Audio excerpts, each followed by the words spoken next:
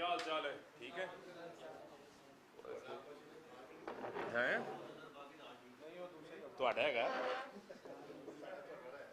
ٹھیک ہے کہنا نو نہیں نہیں وہ پہنچے ہوئے نے مینوں دسی ہے اپنا ہاں ہاں آ رہے انہیں کو تو بلایا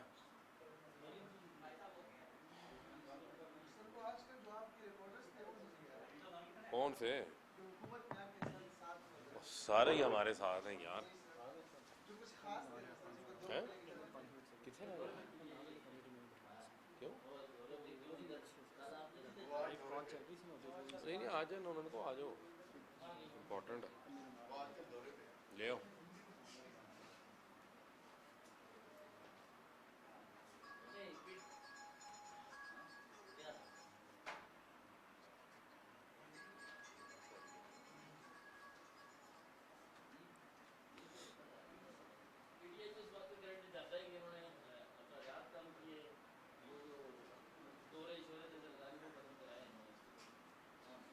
میرے صاحب آ جائیں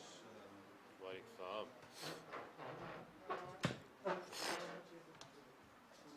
اچھا جی شروع کریں جی ریڈی ہے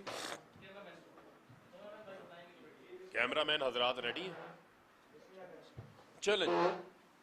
بسم اللہ الرحمن الرحیم آج آپ کو دعوت دی یہاں پر آپ کا شکریہ کہ آپ رپورٹرز کیمرہ مین حضرات فوٹوگرافر اور آپ کی تمام جو ٹیم ہے وہ یہاں پہ تشریف لے کر آئی ہے بنیادی طور کے اوپر آپ کو آج یہاں پر بلانے کا جو مقصد ہے آپ کے علم میں ہوگا کہ مختلف موقعوں کے اوپر جب 3 ساڑھے 3 سال ہماری حکومت رہی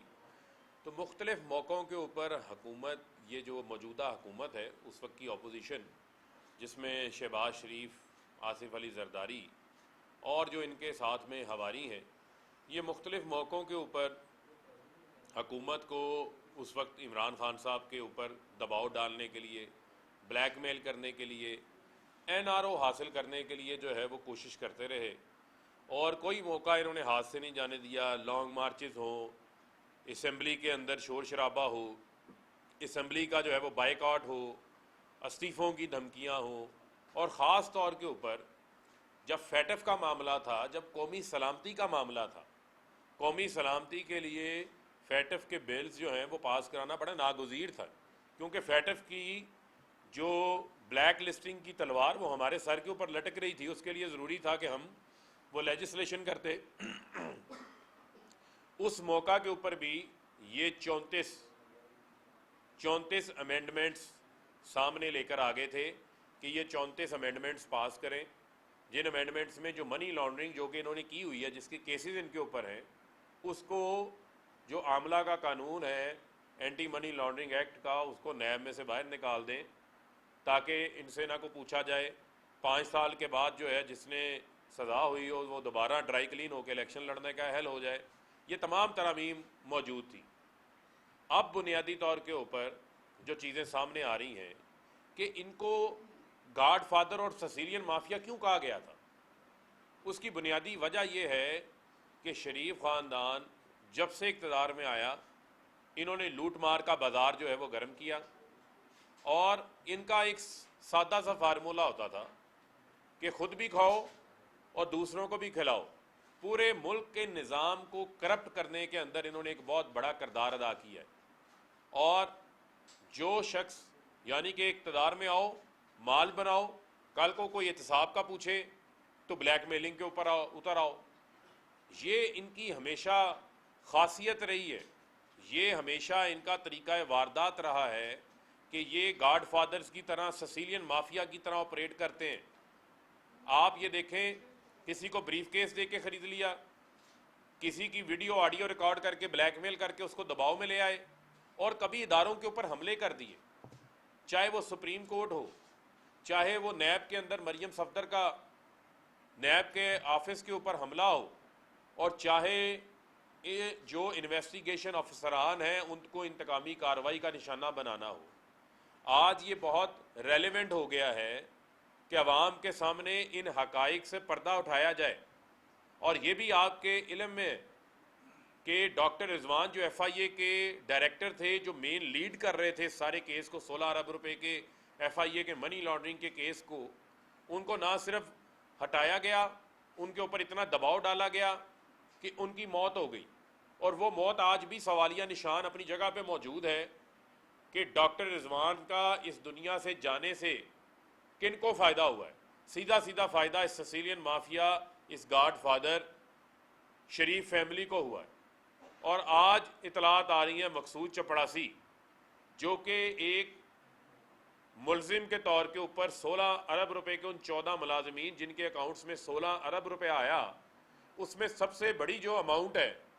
وہ ملک مقصود چپڑاسی کے اکاؤنٹ کے اندر آئی تھی. اور وہ ایک بڑا اہم کردار تھا اس سارے کیس کے حوالے سے، جس کو انہوں نے دبئی مفرور کروایا ہوا تھا. یہ 10,000 روپے کا ملازم دبئی میں اتنے سالوں سے، 2-2.5 سال سے کیسے اپنا گزر بسر کر سکتا ہے؟ اس کو شریف خاندان نے، سلمان شہباز نے دبئی میں مفرور کروا کے رکھا ہوا تھا، اور وہ اشتہاری تھا. اور اس کی وجہ سے، سلمان شہباز کی وجہ سے اور مقصود چپڑاسی جو اشتہاری ہیں ان کی وجہ سے فرد جرم بار بار مؤخر ہو رہی تھی،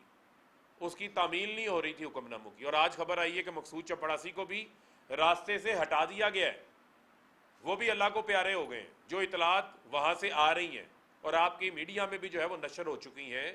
آپ یہ دیکھیں کہ یہ گاڈ فادر سیسیلین مافیا، جن کا طریقہ کار ہے کہ جو شخص نہ مانے، جو گواہ ہو اس کو راستے سے ہٹا دو، بے شک اس کو مروا دو، بریف کیس دے کے خرید لو، یا اس کو بلیک میل کر لو، یا جو کوئی ملزم ان کے ساتھ شریک ملزم ہے اس کو راستے سے ہٹا دو، تاکہ جو ہے وہ کیسز آگے بڑھ نہ سکیں احتساب کے ان کے. اور یا مشرف کے پاؤں پکڑ کے این آر او 2 لے لو، 10 سال کے معاہدے کر کے ملک سے باہر چلے جاؤ. حدیبیہ پیپر مل کیس ہو،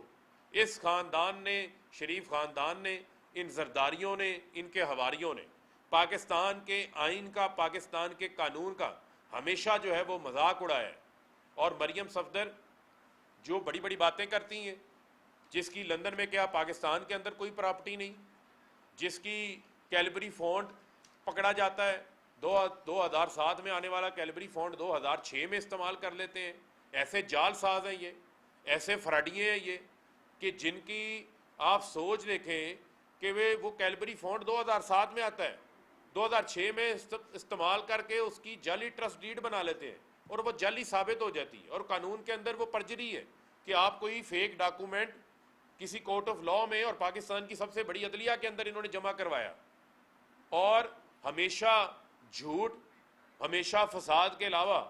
مریم صفدر نے جو ہے وہ کچھ نہیں کیا. 2018 سے ان کی اپیلیں اسلام آباد ہائی کورٹ میں چل رہی ہیں، 13 سے زائد بار انہوں نے التوا لیے، آج تک یہ اپنے کیس کے اندر رسیدیں جو ہیں وہ فراہم نہیں کر سکے. اور باتیں سن لیں، الزامات سن لیں، عمران خان عمران خان عمران خان عمران خان. یہ ہے وہ سازش، یہ ہے وہ رجیم چینج، جس رجیم چینج کے ذریعے یہ آج این آر او 2 کا بینیفٹ جو ہے وہ لینے جا رہے ہیں. ایف آئی اے کے کیس میں اسپیشل پراسیکیوٹر کی تبدیلی، چلان کے اندر آلٹریشن، فرد جرم عائد نہ ہونے دینا،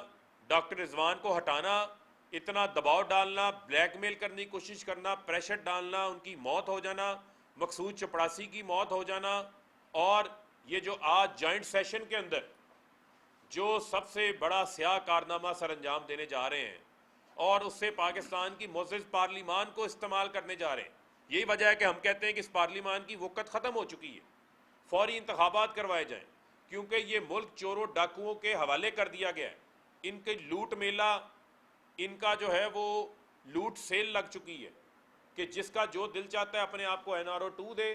جو آئین کے خلاف، قانون کے خلاف بلیک لاز پاس کریں، اس کا فائدہ یہ حاصل کریں. یہ ہم نہیں ہونے دیں گے. اس کے اوپر ہم ان کو بھرپور ایکسپوز بھی کریں گے، ان کو بھرپور جو ہے وہ ریزسٹنس بھی فراہم کریں گے. اور پاکستان کے اندر اکاؤنٹیبلٹی کو ریلیونٹ بنانے والے احتساب کو عمران خان ہے. یہ آج بات واضح ہو چکی ہے. زرداری ہو، شہباز ہو، نواز ہو، مریم صفدر ہو، ان کے حواری ہو، یہ پاکستان کے اندر احتساب نہیں چاہتے. اور کبھی کوئی ملزم بھی قاضی بن سکتا ہے. تو میں گزارش کروں گا کہ یہ جو کالا قانون آج نیب امینڈمنٹس کا یہ جوائنٹ سیشن کے ذریعے بلا کے یہ پاکستان کے آئین اور قانون کا جو دھجیاں اڑانے جا رہے ہیں، میں بریگیڈیئر صاحب سے یہ گزارش کروں گا کہ اس کی تفصیلات بتائیں. صدر مملکت ڈاکٹر عارف علوی نے بالکل جائز آرگومنٹس کے ذریعے ان ترمیم کو واپس بھجوایا ہے، بجائے اس کے اوپر غور کرنے کے یہ احتساب کے عمل کا گلا گھونٹنے جا رہے ہیں، نیب کو تالا لگانے جا رہے ہیں. بریگیڈیئر صاحب اوور ٹو یو کہ آپ ساری تفصیلات سامنے رکھیں.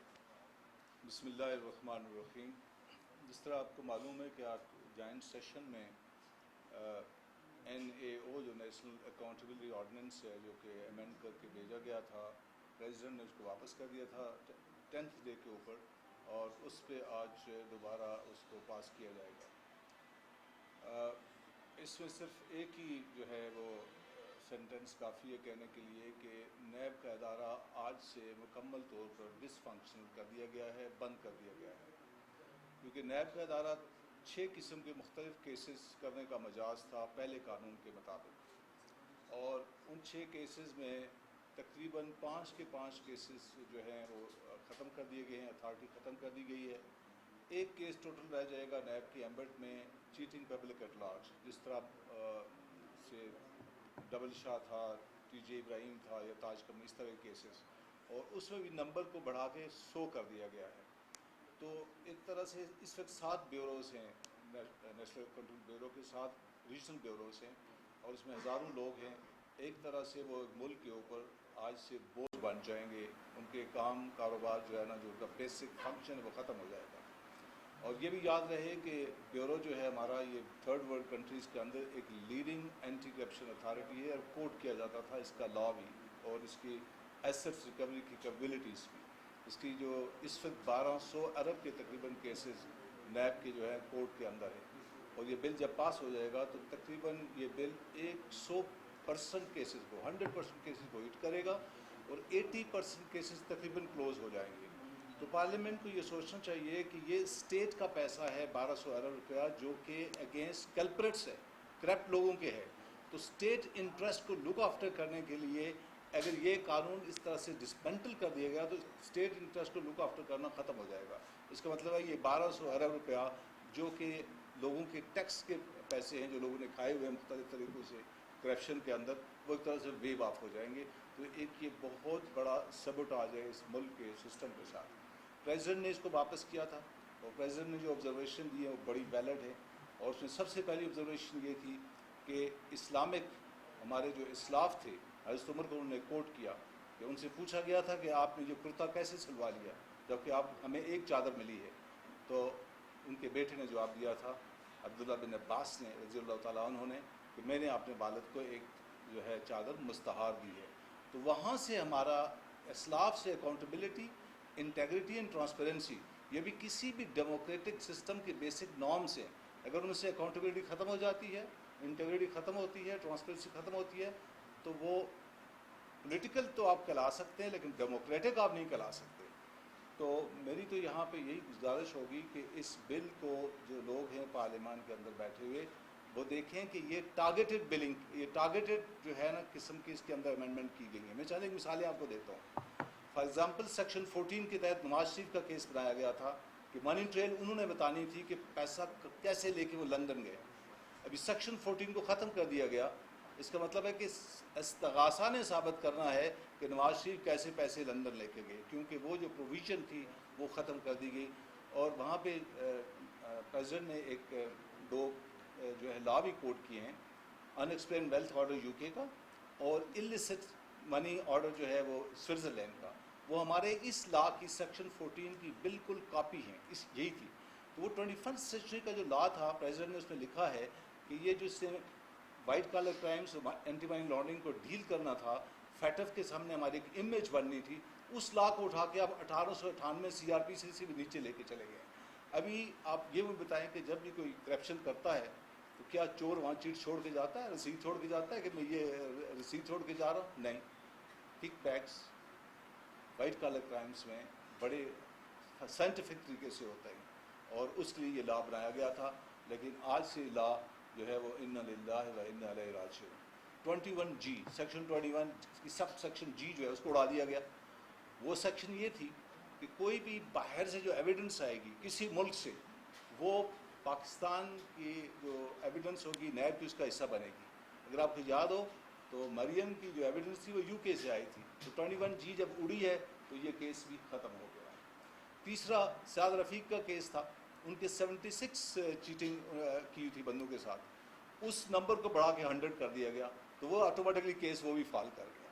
चौथा केस था शहबाज शरीफ का, उसके अंदर जो एसेट्स की डेफिनेशन दी गई अंडर सेक्शन 9 वो ये है कि जब तक मनी ट्रांजैक्शन से एसेट्स ना बनाए जाएं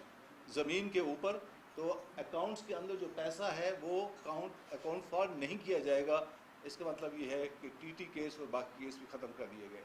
नैब जो है उसका जहाँ भी नैब के लॉ के अंदर प्रेसिडेंट वाज दी अथॉरिटी, उसको प्रेसिडेंट को हटा के वहाँ पे फेडरल गवर्नमेंट कर दिया गया है, वहाँ पे प्राइम मिनिस्टर कर दिया गया, यानी कि नैब आज के बाद प्राइम मिनिस्टर के ताबे होगी जिस तरह FIA है। FIA कानून फिर बेहतर है, लेकिन नैब के कानून को FIA से भी नीचे कर दिया गया है। ये एक बहुत बड़ा सबोटाज है। इस पे जितना भी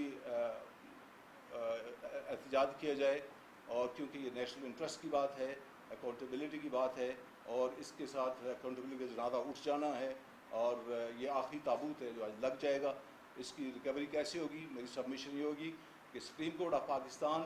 बेसिक फंडामेंटल जो लॉ के होते हैं उसमें असद वली केस मौजूद है, जिसमें 11 जूरिस्ट ने और 5 जजेस ने NAO को दोबारा लिखा था,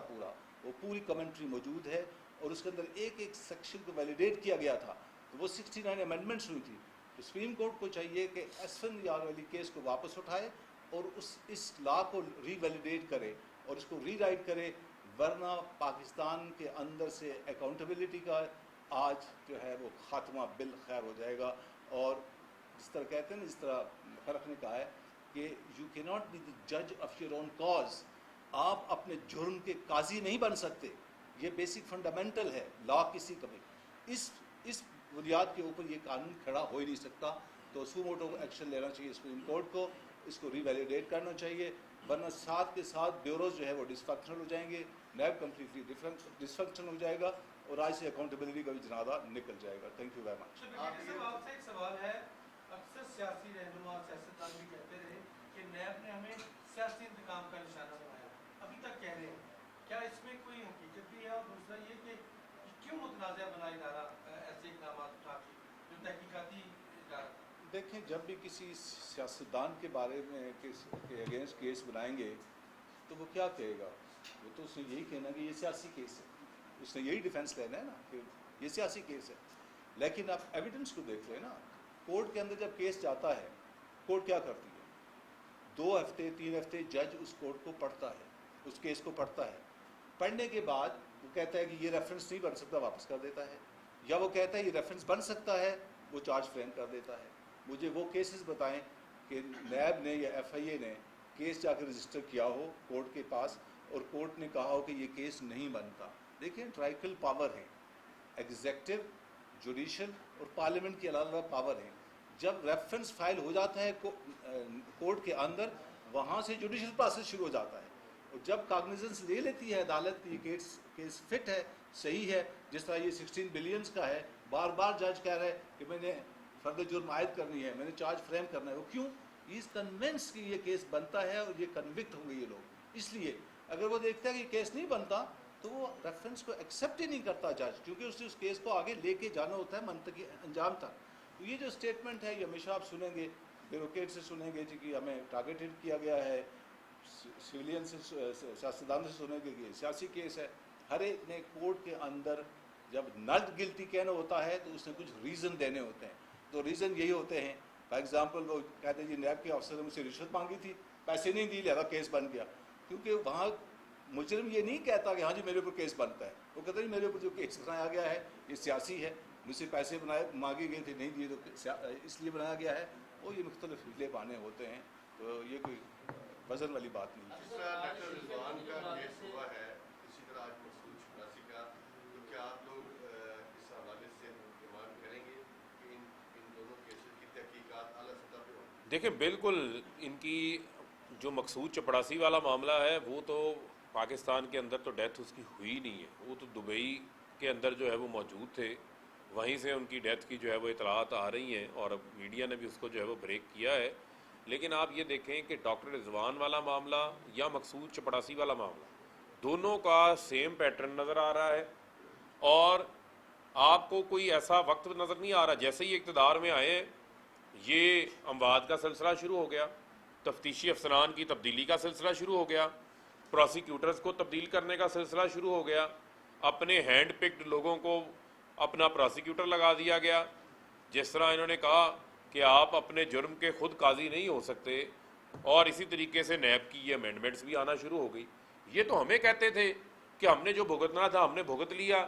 یہ اب نیب کا جو قانون ہے یہ آپ لوگوں کے خلاف استعمال ہوگا، یہ ہمیں یہ بار بار یہ 3 ساڑھے 3 سال انہوں نے یہ بات سنائی ہے، تو اب کیا ضرورت پڑ گئی تھی ان کے اندر امینڈمنٹس کرنے کی؟ کیونکہ انہوں نے گاجریں کھائی ہوئی ہیں، پیٹ بھی انہی کا درد کر رہا ہے، ابھی تک درد کر رہا ہے، یہ اسی وجہ سے انہوں نے سازش کو بھی قبول کیا، غلامی کو بھی قبول کیا، کیونکہ میں اب نیب اس غلامی اور سازش کے جو ہم اثرات 60 روز میں ہم نے بھگت لیے ہیں، میں ان باقی چیزوں پہ نہیں جاتا، میں اکاؤنٹیبلٹی کے اوپر ہی رہنا چاہتا ہوں۔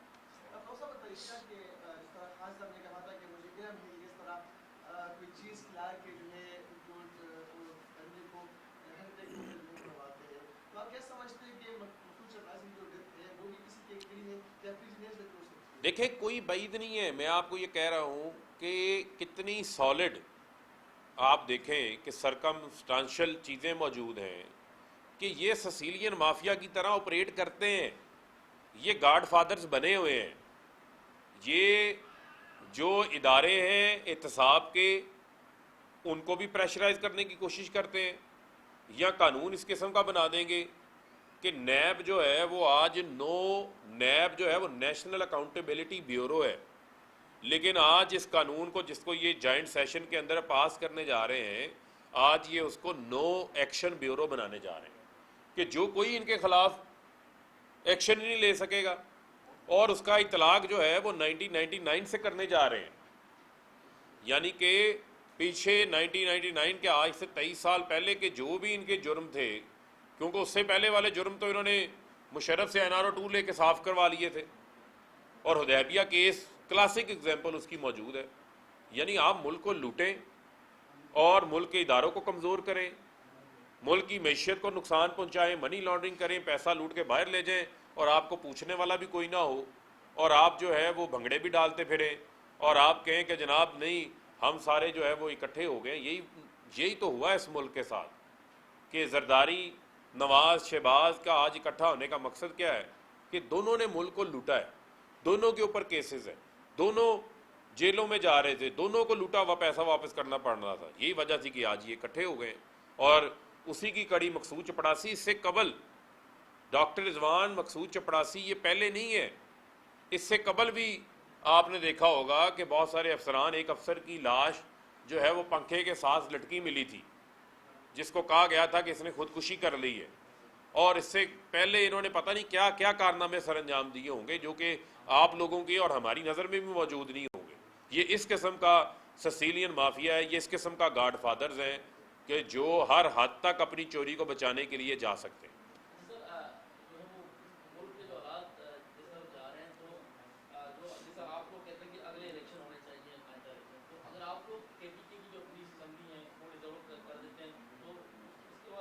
نہیں دیکھیں، بنیادی طور کے اوپر KP کے اسمبلی ڈیزالو کر کے اگر تو انتخابات ہو جاتے ہیں تو ہم آج ہی کر دیتے ہیں، لیکن معاملہ کیا ہے؟ معاملہ یہ ہے کہ یہ جس قسم کی چیزیں سامنے آ رہی ہیں، چاہے NRO 2 ہو، یہ جس قسم کا جو معیشت کا سسٹم سامنے آ رہا ہے،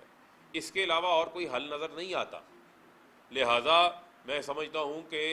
یہ جو کام کرنے جا رہے ہیں، یہ جو NRO 2 دینے جا رہے ہیں، آپ سے یہ پوچھتے تھے نا کس نے مانگا ہے NRO، کہاں ہے NRO، کون مانگ رہا ہے NRO؟ یہ ہے وہ NRO جو آج یہ سب مل کے اپنے آپ کو دے رہے ہیں، جس میں شہباز، نواز، زرداری، مریم اور ان کے سارے ہواری آج جو ہے وہ ڈرائی کلین ہو جائیں گے۔ آپ چونکہ استعفیٰ بھی دے دیا ہے، اس کے باوجود ابھی قبول نہیں ہوا تو رکن قومی اسمبلی ہی ہے، آپ یہ بتائیے گا کوئی درپردہ رابطے ہو رہے ہیں हुकूमती जमातों की तरफ से, ताकि आपको आज सिर्फ अकाउंटेबिलिटी है, आज सिर्फ गॉड फादर्स और सिसिलियन माफिया के ऊपर मामला है। ये मैं आपको बाद में बता देता हूँ, इसमें मैं क्योंकि आपने खबर और तरफ चले जाएगी। एक चीज़ मैं ऐड करना चाहता हूँ। ये ब्रिगेडियर साहब की बात है। सुप्रीम कोर्ट ने एक सुमोटो एक्शन ले रखा है, शायद आप लोगों को पता हो, फेयर ट्रायल सुमोटो एक्शन। अगर आपको इसका अंदाज़ा है, उसमें फेयर ट्रायल सुमोटो में जो होपफुली सुप्रीम कोर्ट करेगा वो ये होना चाहिए, और सुप्रीम कोर्ट को इंशाल्लाह वो करेगा इस तरह से कि जितने मेगा केसेस हैं पॉलिटिशियंस के, उनकी उन्होंने लिस्ट मंगवानी है। लिस्ट मंगवा के लगता ही है कि उसके ऊपर वो एक मॉनिटरिंग जज लगा देंगे। अगर ये ऐसा हो जाता है तो मैं उम्मीद है कि ये जो केसेस हैं ये अब आगे चलेंगे, और इनका जो डॉक्यूमेंट्स जो हो जाते हैं, ओरिजिनल डॉक्यूमेंट्स डिस्ट्रॉय हो जाते हैं, ख़त्म हो जाते हैं, उम्मीद है कि उनकी भी सेफ गार्डिंग हो जाएगी। और साथ ही अगर NAO को दोबारा रीराइट कर लिया सुप्रीम कोर्ट ने एज़ पर द रिक्वायरमेंट अगर जो एंटी मनी लॉन्ड्रिंग की और वाइट कॉलर क्राइम्स की, तो फिर मामला ठीक हो जाएंगे। अगर ऐसा नहीं होगा, ये दोनों चीज़ें नहीं होंगी, तो डेफिनेटली केसेस तो डिस्ट्रॉय ये कर ही देंगे FIA के और NAB के, और प्लस अगर ये कानून आ जाता है वैसे भी ऑटोमेटिकली ये केसेस सारे ख़त्म हो जाएंगे। क्या कानून में गुंजाइश मौजूद है कि पार्लियामेंट की ज्वाइंट सेशन की कार्रवाई सुप्रीम कोर्ट में चैलेंज करें जो आज नहीं, देखें, सुप्रीम कोर्ट का तो इस असफद यार वली केस का फैसला जो है वो बड़ा वाज़ेह है, और उसका बार बार जो है वो हवाला भी सामने आ रहा है। और जिस तरह ब्रिगेडियर साहब ने फरमाया कि सुप्रीम कोर्ट ऑलरेडी नोटिस लेके बैठी हुई है, और मैं समझता हूँ कि सुप्रीम कोर्ट के ऊपर नज़रें हैं सबकी। पूरी कौम सुप्रीम कोर्ट को इस अकाउंटेबिलिटी का जो ये हशन नशर इन्होंने किया है, इस गॉड फादर्स ने, इन सिसिलियन माफिया ने, पूरी कौम की नज़रें उम्मीद के साथ सुप्रीम कोर्ट के ऊपर लगी हुई हैं कि ये कैसे हो सकता है कि आप जो है वो सबकी आंखों में मट्टी डाल दें,